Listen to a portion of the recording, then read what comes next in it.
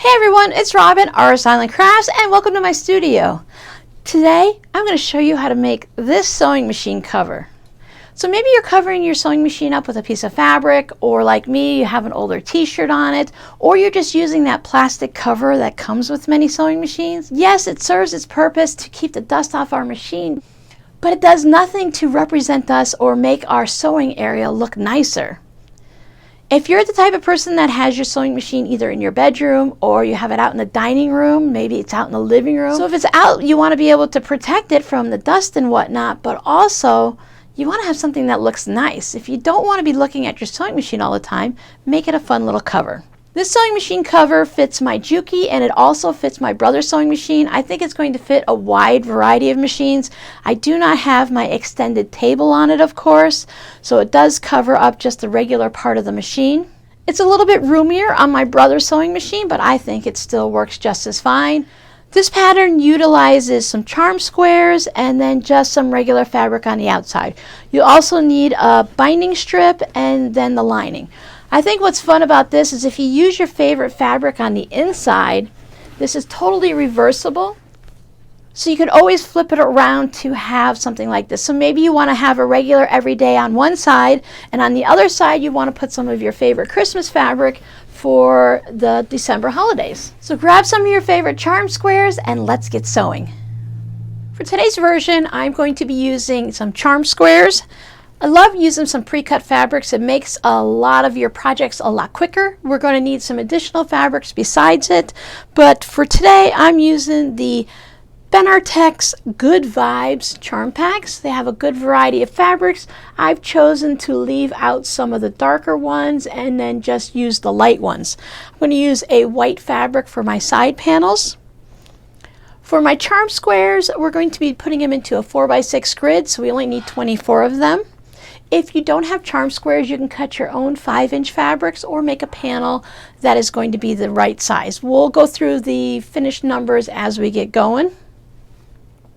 You can also use mini charms. You'll just need twice as many. Separate fabric for the side panels, unless you want to use some more charm squares or something, but the numbers aren't going to be quite right. You'll be cutting some of them off on the edge, and then lining fabric.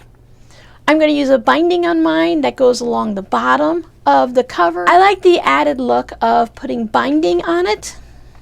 And then you're also going to need some type of batting. You can use batting or fusible fleece, or maybe you prefer to use some of that foam batting that people like to use for their tote bags and such. It'll give you a bit of a stiffer looking sewing machine cover. Batting is nice and soft. That way when we're not using it with the batting or the fusible fleece, we can also fold it up and easily put it away. You want to lay out your charm squares in a 4x6 grid. Keep in mind that it's going to be on the center of your sewing machine right here. And then these two sides, the 3x4, is going to come over to the front and the back. So if you have something you really want to enjoy, maybe if you want to put it on the top, or if you want to put it over in the front area, and maybe if you have a fabric that goes with the set but it's not one of your favorites, you want to put it on the back of the machine. Mix it up however you'd like. Then we just have to sew these together. We're going to sew them together like we do with any of our quilting projects. I like to sew mine in columns, so I'll take column 2 and I'll lay it right sides down onto column 1, and I'll just keep repeating that all the way across. I'll use my 1/4-inch seam allowance with a 2.0 stitch length, and I will go ahead and stitch down each of those columns. I have to insert a little apology here. There is some type of a problem with the audio in the center of this video, so I'm going to give you a little bit of a voiceover.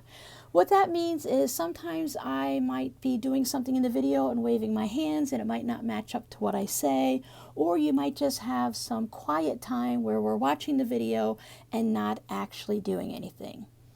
Now in this section, I like to take a picture before I start sewing everything together. When I look through my phone or a camera or your iPad photos, I can get a better look at what the little quilt is going to look like, and that way I can change things up if I need to. Plus I'll have a record of the layout that I wanted, and I can change it up as needed.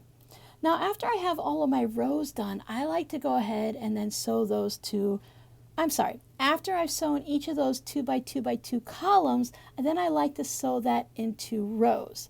And when I do that, I will press one row to the left and one row to the right. That way I'm alternating my seams and I'm able to nest them. Here we go. We're going to sew our 2 rows together, the top one and the second one, and row 3 and row 4. And here I'm showing you how that I pressed all of my seams one way and all of my seams the other way. And it really reduces bulk in your project, and nesting the seams so that your squares in those corners, that they'll all line up together. It's really funny that I'm giving you this little finger thing, and that's my little symbol of nesting the seams. One seam is to the right, one seam is to the left, and when you put them together and you do that little wiggle finger movement, you'll feel it just settle into place. There'll be like lumps, and then when you do that, it settles into place nicely and it's smooth.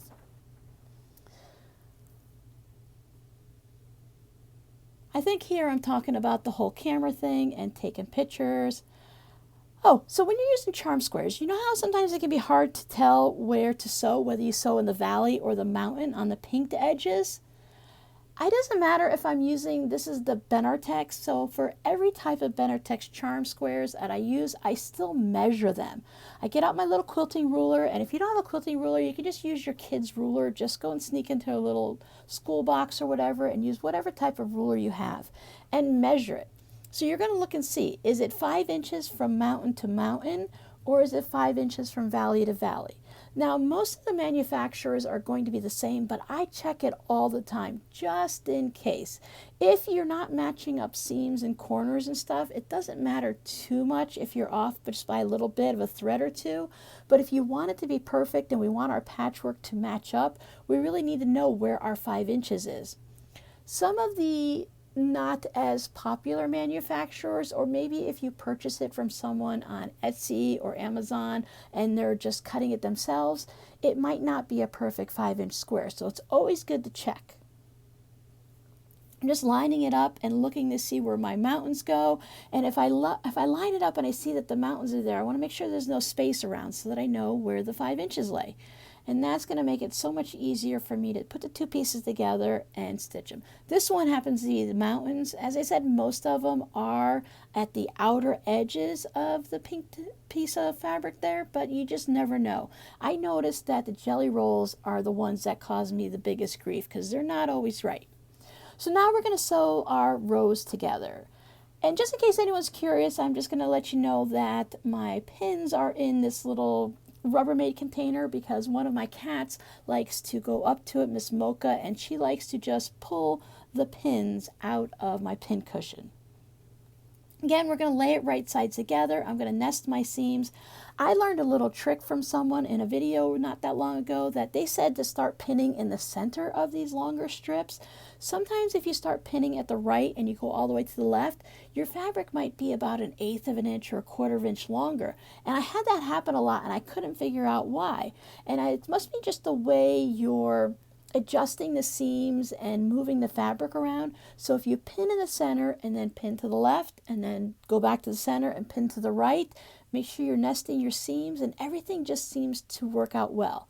Make sure you're lining it up at the top of your fabric, and when I put the pins in, I like to put the pins off to the right hand side of the seam allowance. Some people will put a pin on the left of the seam, and I'm talking about my kitty cat, pin to the left of the seam and a pin to the right of the seam.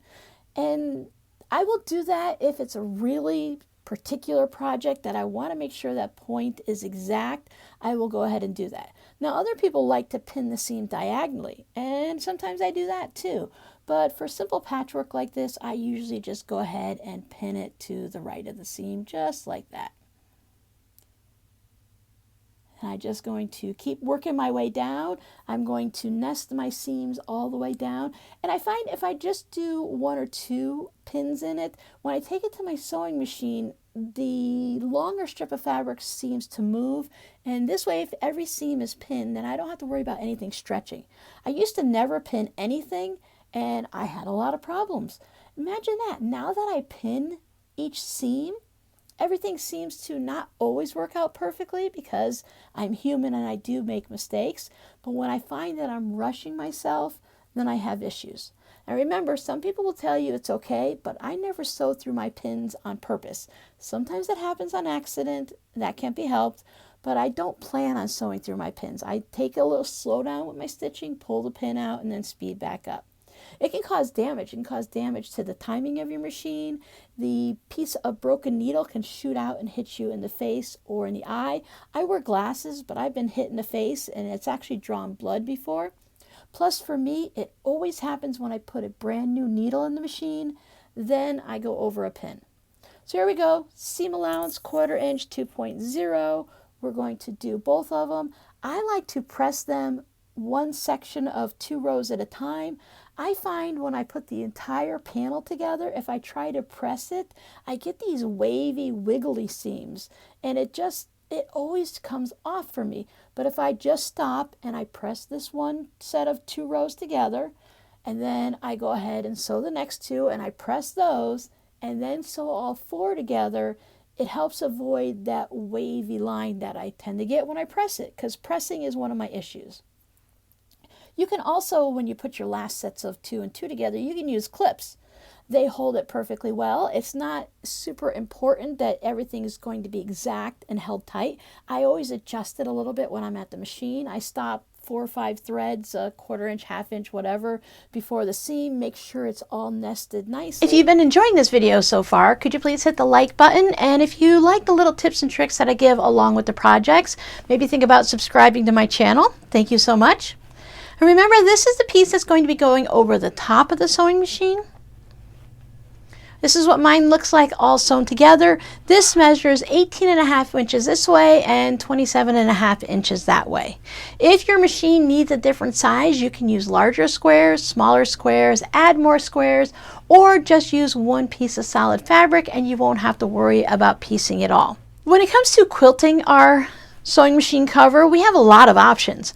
We could just use this piece of fabric with the liner and just have nothing in between, but I find just 2 pieces of fabric, sometimes the dust and stuff can still get through, or maybe if you have it in an area where the light is hitting it from the sun or something like that, and to protect it from our animals, because once we put something soft and squishy on our sewing machine, I know many of you that have cats, your cats already like to lay on the sewing machine as is, and if we put a little quilt on top, they're going to love it.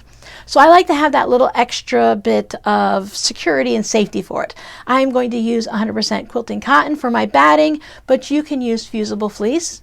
If you want, you can just go ahead and use a thicker material. So maybe you want to use a minky or a flannel or something like that, and then avoid all of the quilting altogether. I find for a project like this, if you use the fusible fleece, you can really get away with either just simple quilting or no quilting at all. Again, it's a sewing machine cover that we probably won't have to wash too often unless you have one of those Quilt Studio kitty cats. I'm going to cut my batting just a little bit larger, maybe about 1/2 inch or 1 inch all the way around, just to give myself that wiggle room as I'm quilting it. We are only going to have the batting underneath. You can put just a piece of scrap fabric, an old sheet or something like that, or a curtain on the back if you want a faux backing. But for this project, we are going to quilt the top and then we will add the lining. Laid out on my batting, as you can see, I put pins in the center of my squares. For my project, I love it with squares to do it in a grid work. So about 1/4 inch from each seam, I will quilt or sew just straight down that way. And again, that way. Each batting or product that you're using will tell you how far apart you can quilt it. Mine is 10 inches. Sometimes you need to quilt closer to 4 inches. It all depends on what type of batting you're using. This is a great way to use up leftover pieces of batting. You can frankenpiece them or sew them together. So you're just having a small project, so use your small leftover bits of batting. I also need to quilt my 2 side panels. I have a white on white design for mine. I haven't yet decided how I'm going to quilt these, but once I do decide, you'll see them afterwards. So we need to quilt our large panel and our two side ones. There are a lot of fun stitches on our sewing machine, so maybe for your side panels you might want to play with some of them. There is the wiggle squiggle that you can use on your large mat, or while you're sewing you can just take your fabric and gently go like this and you'll get the serpentine stitch, or what I call the wiggle squiggle, because wiggle squiggle is more fun to say. So for my side panels, I did the wiggle squiggle. I just put this underneath my sewing machine, and as it was sewing, I just kind of moved it. I put them all diagonally in one direction, and I did the same for the other one. As I mentioned, using white thread, I stitched about 1/4 of an inch. It's probably a little bit shy, but I just try to stay even on each side, and I really just enjoy that nice grid work. If you're using one solid piece of fabric and you don't have the little charm squares, you need to find the center of your piece on both sides. Now for me, of course, I know I have 6 squares, so here is the center here and the same thing up there. I want to find the center of my side panel. I'll put a pin just on one end to mark the center. You can mark it with a marking tool, put a clip in it, whatever works for you. Maybe take it over and give it a little press with the iron. At this point, we're going to be sewing our side panels on. Now, our side panels will come like this. This is the center of my over-the-top part of my sewing machine. So I want to line up that pin with the center right there. But remember, to sew things together, we need to sew them right sides together. There's the pin. We're going to be sewing a 1/4 inch seam allowance on here. I know there's some batting in it, but it's not very thick, so you shouldn't have any problem. And we're going to start same, usually 2.0. If you find it's a little thick, you can always bump it up a little bit. We're going to do the same thing on the other side, get it all pinned on the center. And when we stitch it, we're going to stitch from one end of this panel, the side panel, all the way to the other. Again, if your batting is a little thick and you find that it's a problem, just go ahead and increase your stitch allowance to a 2.4, a little bit higher up, but I had no problem with mine. Now I tried stopping at a 1/4 inch from each end to get this corner to come so you're not, almost like a Y seam. And I found it was much easier just to stitch the whole thing and not to leave any open spaces. It works out perfectly fine, and when you see mine, it gives it just a slight little curve to the corner that I had no problem with. Now we're going to take this side panel on each of them here, and we're going to fold it around to make the cover into like that tote bag shape. So we want to put right sides together and just follow that edge so that you're putting it together. Now I like to start at the end, and I match it up right there at the end, and I follow it all the way through, and I'm going to put some clips all the way up. Now there is this little bit of weird thing where the seam kind of goes diagonally off to the side. Don't worry about it, this is going to be okay. If as you're clipping it you find that you have like a big bump of fabric up there at that corner piece, then you want to go ahead and start at that spot and work your way back down to the outer edge. So if you have any extra fabric, it's better to have it at the bottom of the cover so we can trim it off. It shouldn't be any problem as long as all of your measurements equal, and everything should be fine, but sometimes with our quilting and our sewing things just get a little off. So put a bunch of clips or pins in it to hold it in place. And then we're going to do that to all of the sections. So there's going to be 4 times that you need to do this. And here I'm talking about making sure everything balances. When you put them in and you're putting all your clips on, if you notice that as you're doing it, it's like not even right there, like you have a section sticking out past the other area into the seam allowance, sometimes you just have to wiggle it a little bit, put your finger in there and give it a gentle little tug. If it still ends up being a little off, it's okay to have a little 1/8 of an inch or so overlap into the seam allowance. Again, it'll either just stay there or we can trim it off. But usually I find if I just put my finger in the section in between and just kind of roll my fingers up and down, I can get it to lay together nicely. If you're having any problems, just put some extra pins or clips in so that it stays in place. I'm going to start at this end. I like to back stitch. Same usual, the 1/4 inch, 2.0 stitch length. And when I get to the end, I back stitch here and then I just sew directly off the end of it. You're in the seam allowance from where you sewed it into the side panel onto your over the crossed panel. so it's not going to be a problem. You can just stitch right off of it. I do like to back stitch a little just to secure that seam, but then an extra just can go off into the seam allowance. And you're going to do that in all of the sections, and everything should work out really well. It just looks scarier than it is. See, I have this little extra weird bit and stuff. That's the regular part of it. Just leave it all off to the side and you'll be fine. So here you go. Your cover is all done. Just poke out the corners gently with your fingers. Just by the way I stitched off the edge, it gives it that little bit of a rounded look, which I found much easier than trying to do the partial seam starting a 1/4 inch in or anything like that.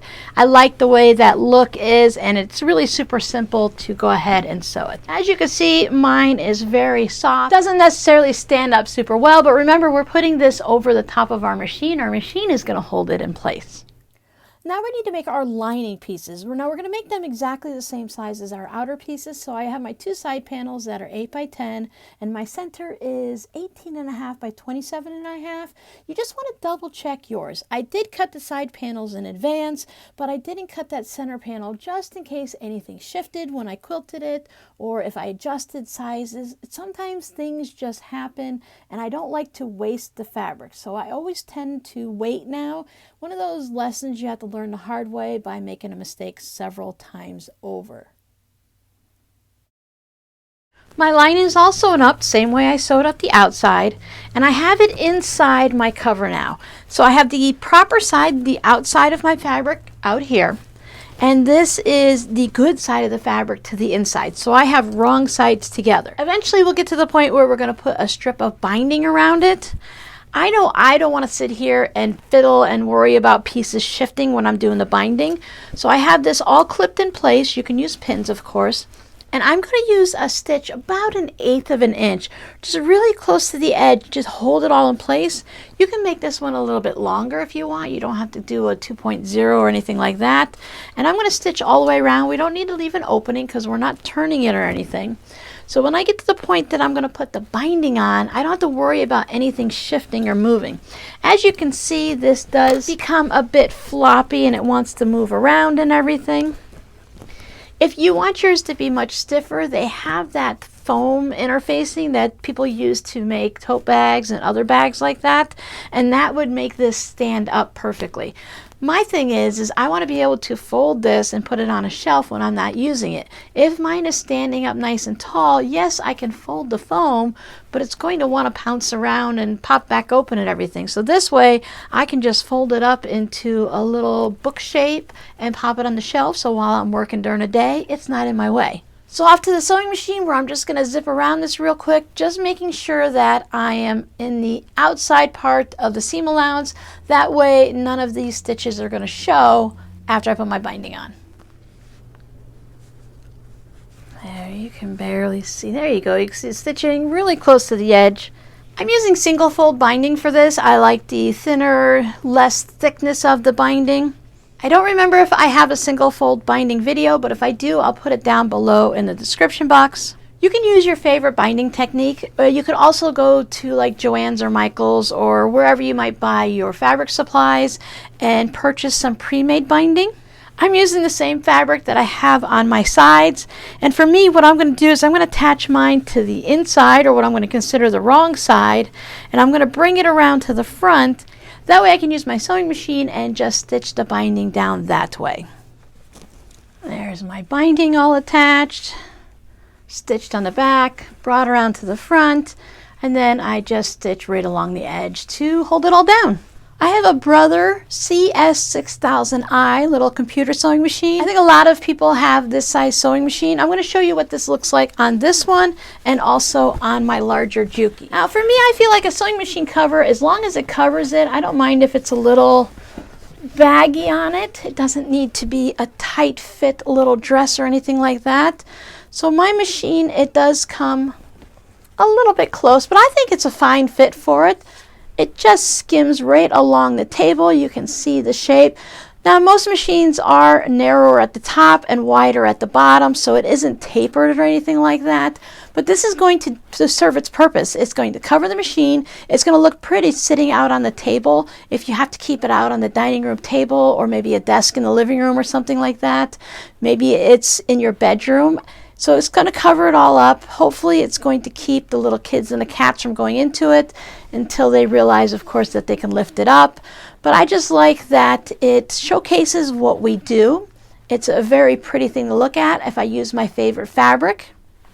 So let me show you what it looks like on top of my Juki. I'll bring my brother's sewing machine around to the front so you can see the differences, but this fits my Juki very well. It's a little bit not tight, but it just fits perfectly from side to side. It fits right on the top. There is a little bit of a space on the bottom, but I don't see where that would be too much of a problem.